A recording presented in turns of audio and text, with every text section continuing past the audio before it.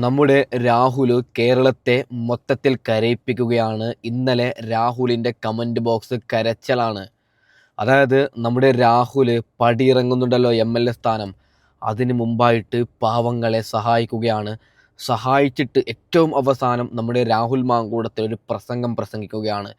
ആ പ്രസംഗം കേട്ടിട്ട് ഇന്നലെ വരെ BJPക്ക് സപ്പോർട്ടടിച്ച, ഇന്നലെ വരെ CPMന് സപ്പോർട്ടടിച്ച എല്ലാ അമ്മമാരും അവിടെ പൊട്ടിക്കരയുകയാണ്.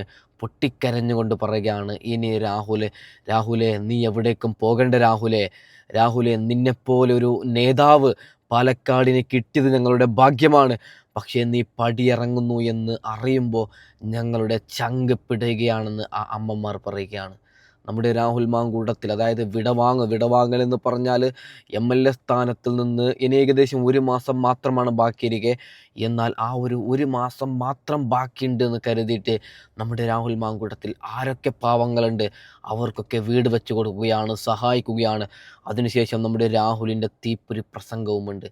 ആ പ്രസംഗം കേട്ടാൽ ഞാനൊരു കാര്യം പറയാം, നിങ്ങൾ ചങ്കൂറ്റമുള്ളവരാണെങ്കിൽ മാത്രം വീഡിയോ കാണുക. ആ പ്രസംഗം കേട്ടിട്ട് ഒരുപക്ഷെ നിങ്ങൾ കരയും, നിങ്ങൾക്ക് താങ്ങാനാവില്ല. കാരണം നമുക്ക് വേണ്ടത് നല്ല നല്ല നേതാക്കളാണ്. അത്തരത്തിലുള്ള നേതാവ് നമ്മളിൽ നിന്ന് എന്നേക്കുമായിട്ട് പടിയിറങ്ങുന്നു എന്നറിയുമ്പോൾ ഓരോ അമ്മമാരും കരയാതെ പിന്നെ എങ്ങനെയാണ്? അതായത് ഓക്കെ, ഞാൻ കൂടുതലൊന്നും പറയുന്നില്ല, ആ പ്രസംഗം വെച്ച് തരാം. അതിനു മുമ്പ് രമേശ് ചെന്നിത്തലയോടും VD സതീശനോടും ഒരു കാര്യം പറഞ്ഞിട്ട് തന്നെ ഞാൻ തുടങ്ങാം. ഇല്ലെങ്കിൽ ഇതുവരെ രാഹുലിന് വേണ്ടി ഞാൻ സംസാരിച്ചത് വെറുതെയാവും. VD സതീശ, രമേശ് ചെന്നിത്തല, അതായത് ഗണേഷ് കുമാറിന് സ്വന്തം ഭാര്യ പറയുകയാണ്, നിരവധി പെൺകുട്ടികളെ പീഡിപ്പിച്ചവനാണ് ഗണേഷ് കുമാർ. ഭാര്യയോട് പറയുക, അതായത് ഭാര്യ തന്നെ പറഞ്ഞു, എൻ്റെ കൺമുമ്പിൽ പെൺകുട്ടികളെ വീടിനുള്ളിൽ കയറ്റി ക്രൂരമായി പീഡിപ്പിക്കുന്നു. ആ പെൺകുട്ടികൾ ഇവൻ മന്ത്രി എന്ന് പേടിച്ചിട്ട് കേസ് കൊടുക്കുന്നില്ല. ഓക്കെ, അതായത് കേസ് കൊടുത്തു കഴിഞ്ഞാൽ ഞങ്ങളുടെ കരിയർ ഇല്ലാതാവുമെന്ന് പറഞ്ഞിട്ട് ആ പാവം പെൺകുട്ടികൾ, പീഡനത്തിന് ഇരയായ പെൺകുട്ടികൾ മിണ്ടാപ്രാണിയെപ്പോലെ ഇവൻ്റെ പീഡനവും സഹിച്ചിട്ട് മിണ്ടാതെ നടന്നു പോവുകയാണ്. ഏറ്റവും അവസാനം ഭാര്യ ഗണേശനെതിരെ രംഗത്ത് വരികയാണ്, ഗണേശനെതിരെ കേസ് കൊടുക്കുകയാണ്. ആ സമയത്ത് പിണറായി വിജയൻ ഈ പറയുന്ന ഗണേശനെ പാർട്ടിയിൽ നിന്ന് പുറത്താക്കിയ കോൺഗ്രസ്സുകാരാ. എന്തിനുമാണ് ഒരു കേസെങ്കിലും എടുത്ത പിണറായിക്ക് ഞാൻ കൊടുക്കാം. ആദ്യം രമേശ് ചെന്നിത്തലയോടും VD സതീശനോടും ചോദിക്കുകയാണ്. അതായത് നമ്മുടെ ഒരു തെറ്റും ചെയ്യാത്ത രാഹുലിനെതിരെ വന്ന എല്ലാ കള്ളക്കേസും 3 കള്ളക്കേസാണ്. ആദ്യ കേസിൽ ആ യുവതിയാണ് രാഹുലിനെ ചതിച്ചത്. അപ്പോൾ ഒരു വലിയൊരു കള്ളക്കേസ് നമ്മുടെ രാഹുലിന് വന്നപ്പോൾ നിങ്ങൾ പാർട്ടിയിൽ നിന്ന് പുറത്താക്കിയിട്ടില്ലേ കോൺഗ്രസ്സുകാരാ? എന്ത് മനുഷ്യന്മാരാണ് രമേശ് ചെന്നിത്തല നിങ്ങൾ, എന്ത് മനുഷ്യന്മാരാണ് VD സതീശ നിങ്ങൾ?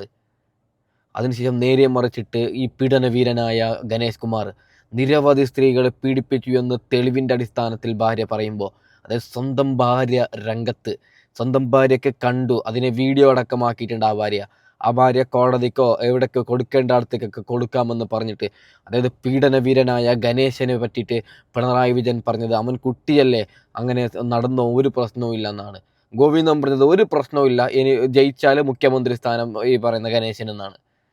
അപ്പോൾ അവർ പീഡന വീരന്മാരെ പാർട്ടിയിൽ നിന്ന് പുറത്താക്കുന്ന പോയിട്ട് ഒരു മോശമായ വാക്ക് പോലും CPMകാർ പറയുന്നില്ല. അങ്ങനെ ഇരിക്കെ നമ്മുടെ രാഹുലിനെതിരെ കള്ളക്കേസ് വന്നപ്പോൾ നിങ്ങൾ എന്തുകൊണ്ടാണ് സതീശ കൈവിട്ടത്? നിങ്ങൾ എന്തുകൊണ്ടാണ് രമേശ് ചെന്നിത്തല കൈവിട്ടത്? കള്ളക്കേസ് വരുമ്പോൾ നിങ്ങൾ നിൽക്കേണ്ടതല്ലേ? നിങ്ങളുടെ പാർട്ടി, അതായത് കോൺഗ്രസ് പാർട്ടിയിൽ ഈ പറയുന്ന ഉമ്മൻചാണ്ടിക്കെതിരെ ഇല്ലാത്ത കേസ് വന്നപ്പോൾ നമ്മുടെ പാർട്ടിയിൽ അങ്ങനെ വലിയൊരു സംഗതി നടന്നിട്ടുണ്ട്, കള്ളക്കേസ് നടന്നിട്ടുണ്ട് ഉമ്മൻചാണ്ടി സാറിന്. അപ്പോൾ അങ്ങനെ ഒരു വലിയൊരു കള്ളക്കേസ് നടന്നിട്ട് ചില മാസങ്ങൾക്കുള്ളിൽ നമ്മുടെ രാഹുലിനെതിരെ കള്ളക്കേസ് വരുമ്പോൾ നിങ്ങൾ എന്തുകൊണ്ടാണ് കൈവിട്ടത്? അവരെ കണ്ട് പഠിക്കുന്നല്ല, പിണറായിക്ക് 2 എണ്ണം കൊടുത്തുക. എടാ പിണറായി വിജയ, നീ കേരളത്തിൻ്റെ മുഖ്യമന്ത്രിയല്ലേ പിണറായി വിജയ?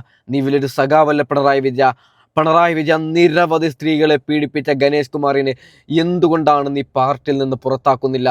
എന്തുകൊണ്ടാണ് മന്ത്രിസ്ഥാനത്ത് നിന്ന് രാജിവെപ്പിക്കുന്നില്ല പിണറായി വിജയ? നിരവധി പെൺകുട്ടികളല്ലേ ഗണേശൻ പീഡിപ്പിച്ചത്? നീ കാണുന്നില്ല പിണറായി വിജയ? നാണമുണ്ടോ പിണറായി വിജയ? ഇത്തിരിയെങ്കിലും ഉളുപ്പുണ്ടോ പിണറായി വിജയ? അപ്പോൾ നമ്മുടെ രാഹുലിൻ്റെ തീപ്പൊരി പ്രസംഗം അത് നിങ്ങൾ കേൾക്കണം. അതിനുശേഷം കേരളത്തിൻ്റെ മാധ്യമങ്ങൾക്ക് ഞാൻ കൊടുക്കാം. ഒരു യുവതി നല്ലോണം മാധ്യമങ്ങൾ കൊടുത്തത് രംഗത്ത് വരുന്നുണ്ട്. അതായത് നമ്മുടെ രാഹുലിൻ്റെ കേസാകുമ്പോൾ മാധ്യമങ്ങൾ എങ്ങനെയാണ് കൊടുത്തത്, ഗണേശൻ്റെ കേസിനെ പറ്റി സംസാരിക്കുന്നില്ല, അതിലേക്കൊക്കെ നമുക്കെടുത്താം. ആദ്യം നമ്മുടെ രാഹുലിൻ്റെ തീപ്പൊരി പ്രസംഗം ഒന്ന് കേട്ടു നോക്കാം. കുറച്ച് ക്ലിയർ ഉണ്ടാവില്ല, കോപ്പിറൈറ്റ് ഉള്ളത് കൊണ്ട്. എന്തായാലും നിങ്ങളൊന്ന് കേട്ടു നോക്കണം. ഓക്കെ, സ്കൂളിലൊക്കെ പോകുമ്പോൾ കിട്ടുന്ന അഭ്യർത്ഥന എന്ന് പറയുന്നത് ഈ സ്കൂളിന്റെ ലാബ് അല്ലെങ്കിൽ സ്കൂളിന്റെ ഒരു കെട്ടിടം എന്ന് പറയുന്ന അഭ്യർത്ഥന. എത്രയും സ്നേഹം നൽകിയ MLA-കളില് KLP സ്കൂളിലെ 4ാം ക്ലാസ് വിദ്യാർത്ഥിനെ എഴുതുന്ന പരാതി. ഞാനും വിക്കിയും ഉമ്മയും ബാപ്പയും ഉമ്മുമ്മയും എളാപ്പയും ഇളയമ്മയും ഒന്നിച്ച് താമസിക്കുന്ന വീട് വളരെ ജീർണിച്ചതാണ്. കാറ്റടിക്കുമ്പോൾ വീട്ടിൽ ഇരിക്കാൻ തട്ടേടി ചാണ് ഞങ്ങൾ കഴിയുന്നത്. ഞങ്ങൾക്ക് പേടിയില്ലാതെ സമാധാനത്തിൽ വാങ്ങാൻ ഒരു ചെറിയ ഉറപ്പുള്ള വീട് കെട്ടാൻ വേണ്ട സഹായം ചെയ്യാൻ പറ്റുമോ എന്നാണ് നമ്മുടെ സ്കൂളിൽ ഒരു 4ാം ക്ലാസ് വിദ്യാർത്ഥി ചോദിച്ചിരിക്കുന്നത്. അപ്പോ എന്തായാലും അടുത്ത വാർഷികത്തിന് മുമ്പ് ആ കുട്ടിയുടെ ഉമ്മയ്ക്ക് ബാപ്പയ്ക്ക് ഉമ്മയ്ക്ക് ഇളയത്തേക്ക് കഴിയാൻ അടച്ചുറപ്പുള്ള നല്ല ഒന്നാമതിനും ഒരു വീട് നിർമ്മിച്ചു നൽകും എന്ന ഉറപ്പ് ഈ വേദി നിന്നുകൊണ്ട് പ്രഖ്യാപിക്കുകയാണ്. അത് നമ്മൾ അടുത്ത വാർഷികത്തിന് ആ പുതിയ വീട്ടിൽ നിന്നായിരിക്കും ഈ കുഞ്ഞ് വാർഷികത്തിന് വരുന്നത് ആ പുതിയ വീട്ടിൽ നിന്നായിരിക്കും.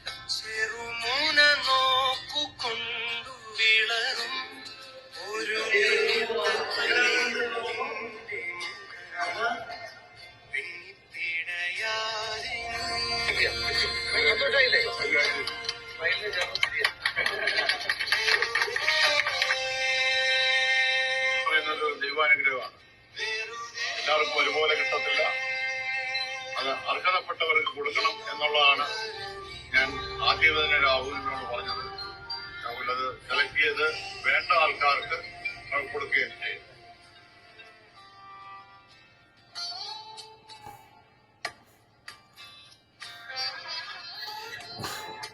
ഓക്കെ, ഇന്നലെ വരെ ഞാൻ കോൺഗ്രസ്സുകാരോട് നമുക്കറിയുന്ന ചില മുതിർന്ന നേതാക്കളോടൊക്കെ ചോദിച്ചു. അതായത് നിങ്ങൾ കഴിഞ്ഞ ആഴ്ചയൊക്കെ പറഞ്ഞത് രാഹുലിന് സീറ്റ് കൊടുക്കുമെന്നാണല്ലോ. ഇപ്പോൾ എന്തുകൊണ്ടാണ് അതിൽ നിന്ന് ചെറിയ രീതിയിൽ പിന്മാറിയത് എന്ന് കോൺഗ്രസ് നേതാക്കളോട് ചോദിക്കുമ്പോൾ കോൺഗ്രസിൻ്റെ മുതിർന്ന നേതാക്കൾ, നമുക്കറിയുന്ന നേതാക്കൾ പറയുന്നത് രാഹുലിനെതിരെ 3 കള്ളക്കേസ് വന്നല്ലോ.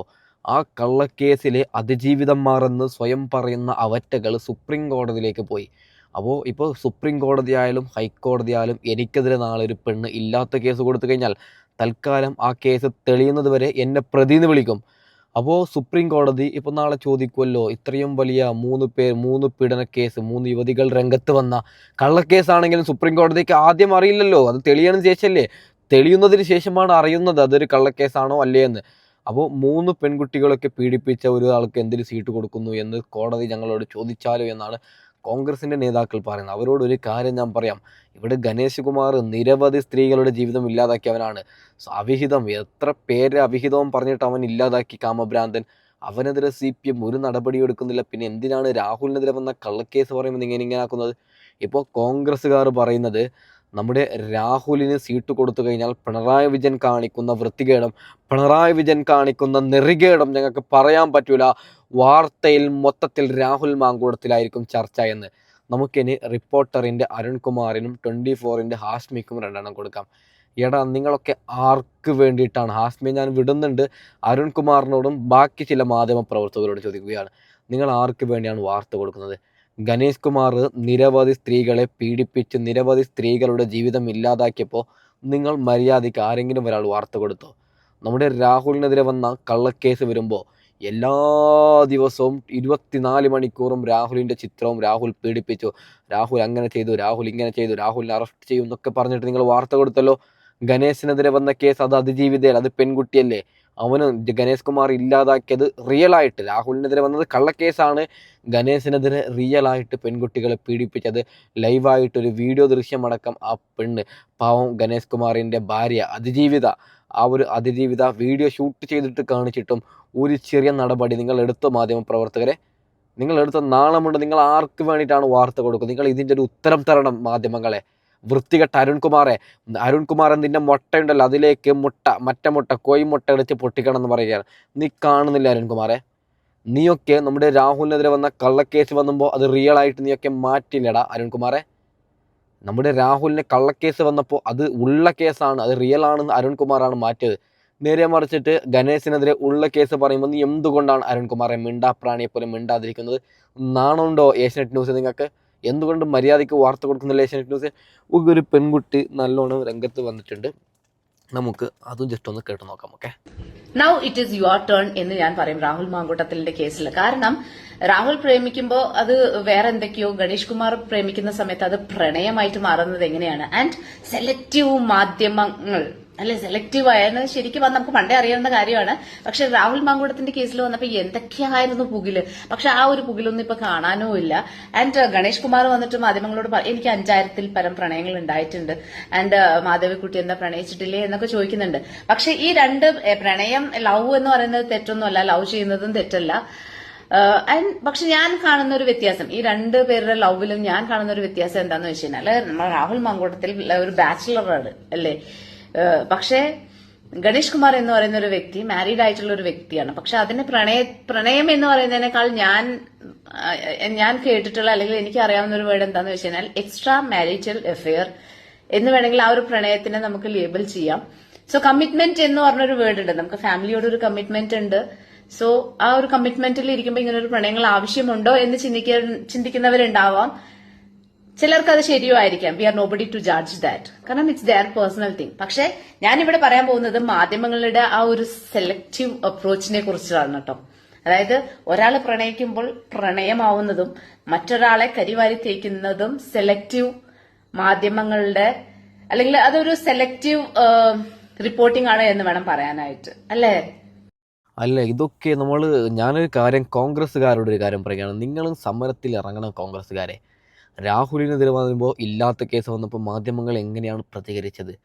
ഗണേഷ് കുമാറിന് 2 മിനിറ്റിൽ പറഞ്ഞു തീർക്കുന്നുണ്ടല്ല. ഗണേഷ് കുമാർ തീർന്നത് പ്രണയത്തിലാണെന്ന് ഗണേഷ് കുമാർ പറഞ്ഞു എന്ന് പറഞ്ഞ് ഫുൾ സ്റ്റോപ്പ് തീർന്നവിടെ. രാഹുലിനാകുമ്പോൾ എന്തൊക്കെ കേസാണ്, എന്തൊക്കെ കാര്യങ്ങളാണ് രാഹുലിന് ഇവറ്റകൾ പറഞ്ഞത്.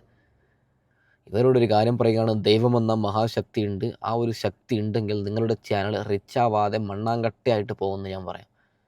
അതായത് ഒരുത്തൻ്റെ ജീവിതം, ഒരുത്തൻ്റെ കരിയർ നശിപ്പിക്കുക, പ്രശ്നമില്ല. മറ്റേ സൈഡിൽ ഗണേഷ് കുമാർ എന്തും ചെയ്തോട്ടെ, ഒരു പ്രശ്നവുമില്ലാത്ത സ്ഥിതിക്കാണ്.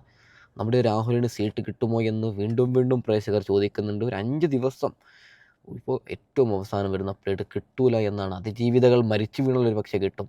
അവറ്റകളാണ് നമ്മുടെ രാഹുലിന് സീറ്റ് കൊടുക്കണ്ട. സുപ്രീം കോടതിയും ഹൈക്കോടതിയും ഒക്കെ കയറുന്നത് എന്തിനാണ്? സീറ്റ് കൊടുക്കരുത്, സീറ്റ് നിഷേധിക്കണം. നല്ല ഭരണാധികാരികൾ, നല്ല MLA-മാർ ഈ നാടിന് വരരുത്. അതാണ് ഇവറ്റകളുടെ ആഗ്രഹം. ഓക്കെ, തൽക്കാലം വൈൻഡപ്പ് ചെയ്യുകയാണ്. അടുത്ത വീഡിയോ ഇവിടെ വരാം. Okay, by.